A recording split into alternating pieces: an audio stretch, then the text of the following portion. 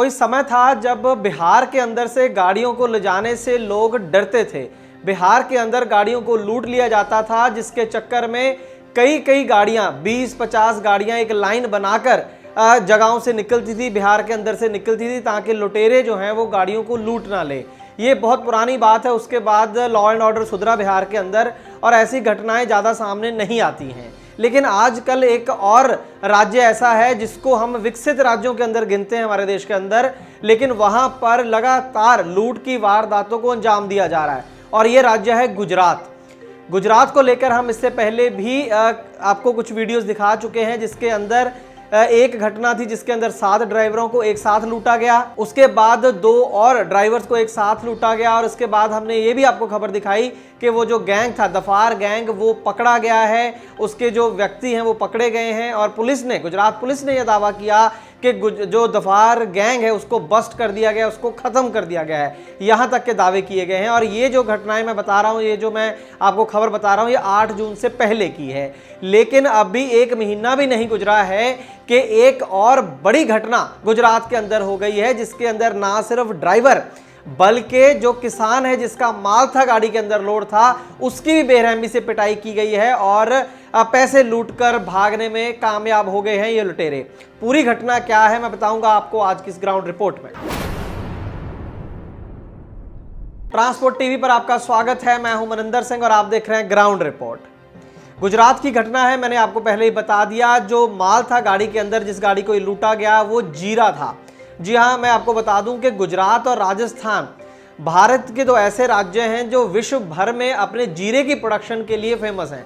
दुनिया का सबसे ज़्यादा जो जीरा है वो गुजरात के अंदर प्रोड्यूस होता है, और दूसरा नंबर पर राजस्थान के अंदर प्रोड्यूस होता है। लेकिन राजस्थान के अंदर जीरे की कोई मंडी नहीं है बड़ी, इसलिए जो राजस्थान में जीरा प्रोड्यूस होता है उसको गुजरात लाना पड़ता है बेचने के लिए। लेकिन इसके बीच में होता यह है कि अक्सर ये खबरें आती हैं हर साल कि राजस्थान से जब गुजरात जीरे के ट्रक भर के जाते हैं तो उनको रास्ते में लूट लिया जाता है। ये जो घटना हुई है गुजरात के अंदर, इसके बारे में अब आपको बताते हैं। खरताराम सारण नाम के व्यक्ति हैं, भिमडा बाड़मेर राजस्थान के रहने वाले हैं। 18 जून की ये घटना है।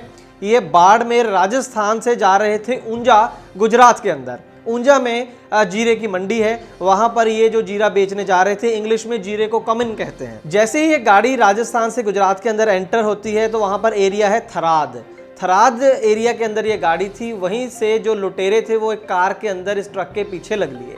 बहुत जल्द जो थे वो ट्रक ड्राइवर जो था और साथ में किसान था जिसका ये जीरा था, ये लोग भांप गए कि लुटेरे उनके पीछे लग चुके हैं, उनको लूटना चाहते हैं, तो इन्होंने ट्रक वहां से भगा लिया। आसपास कोई सपोर्ट सिस्टम नहीं था, रात के 11 बजे का आसपास का समय था, तो इनको पता था कि कोई मदद मिलने वाली नहीं है। लेकिन वो लोग कार पर थे और बहुत जल्द उनको पता था कि ये गाड़ी को कहीं ना कहीं रोक ही लेंगे। तो इन्होंने सोचा ये कि किसी ढाबे पे या किसी होटल के पास में जाके गाड़ी रोकते हैं, वहाँ पर कुछ ना कुछ लोग होंगे जो हमारी मदद करेंगे। प्लान ठीक था, लेकिन प्लान इसलिए फेल हो गया कि जैसे ही ये गाड़ी एक ढाबे के सामने रुकी तो वहाँ पर उन्होंने देखा कि ढाबा बंद था, वहाँ पर कोई भी मौजूद नहीं था इनकी हेल्प के लिए। लेकिन एक चीज इनकी हेल्प के लिए मौजूद थी, वो था सीसीटीवी कैमरा। जो सीसीटीवी वहां पर लगे हुए थे वो इनको बचा तो नहीं सके, लेकिन पूरा सबूत एक तैयार कर दिया। पूरी जो घटना थी इस लूट की वारदात की, वो सीसीटीवी कैमरों के अंदर कैद हो गई। आप भी देख सकते हैं स्क्रीन के ऊपर कि किस तरह से ट्रक आता है और वहां पर इमीडिएटली रुकता है। ड्राइवर सबसे पहले जो है वो गाड़ी से निकलकर फटाफट ट्रक के ऊपर चढ़ जाता है, क्योंकि उसको पता था कि अगर मैं नीचे उतरूंगा तो मुझे मारेंगे पीटेंगे, तो इमीडिएटली ट्रक के ऊपर चढ़ जाता है। उसके बाद ट्रक के अंदर जो और मौजूद लोग थे, किसान था, उसको बाहर निकाला जाता है।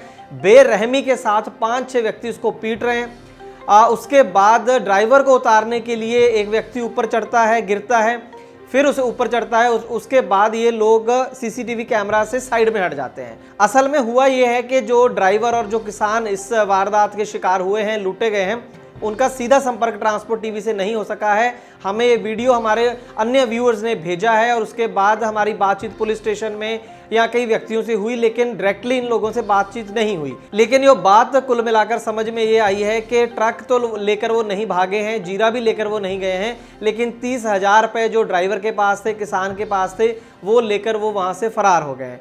आप एक चीज़ और देखिए कि इन्होंने पत्थर मारे ट्रक के ऊपर, ट्रक के जो फ्रंट शीशे थे उनको तोड़ा गया, ट्रक को नुकसान पहुंचाया गया और ड्राइवर और जो किसान था उसकी पिटाई की गई। गुजरात मॉडल की बहुत चर्चा होती है हमारे देश में कि किस तरीके से एक राज्य को विकसित किया जाता है, ये मिसालें दी जाती हैं गुजरात की, लेकिन जो आजकल घटनाएं गुजरात से सामने आ रही हैं वो शर्मसार कर देने वाली हैं। जैसे मैंने कहा कि आज से 10-15 साल पहले, 20 साल पहले ऐसी खबरें बिहार से आती थी, लेकिन आज की डेट में so called developed state Gujarat से आती हैं। और ये घटनाएं ये भी दर्शाती हैं कि वहाँ पर जो लुटेरे हैं, जो अपराधी हैं, किस कदर उनके दिल में कोई खौफ ही नहीं है वहाँ की पुलिस का। पुलिस की बात करें तो ट्रांसपोर्ट टीवी की टीम को जब ये पूरा मामला हमें पता चला तो हमारी टीम ने गुजरात पुलिस, वहाँ पर जो ये थराद पुलिस स्टेशन है वहाँ पर बात की। तो हैरानी की बात ये थी कि उन्होंने बिल्कुल पल्ला झाड़ दिया पूरी घटना से। उनका कहना था कि हमें इसके बारे में कुछ पता नहीं है, हो सकता है किसी अन्य थाने में हो। जब हमने कहा कि घटना थराद में हुई है, वहाँ का जो लोकल मीडिया है उसके अंदर ये खबरें छपी हैं, आपको कैसे पता नहीं इस घटना के बारे में? तो कोई जवाब उनके पास नहीं था। एसपी ऑफिस तक हमने बात की, लेकिन कोई कोऑपरेशन उनकी तरफ से नहीं थी। कोऑपरेशन तो दूर की बात है, उन्होंने यही नहीं माना कि ऐसी कोई घटना हुई है और कोई जानकारी देने से साफ साफ मना कर दिया।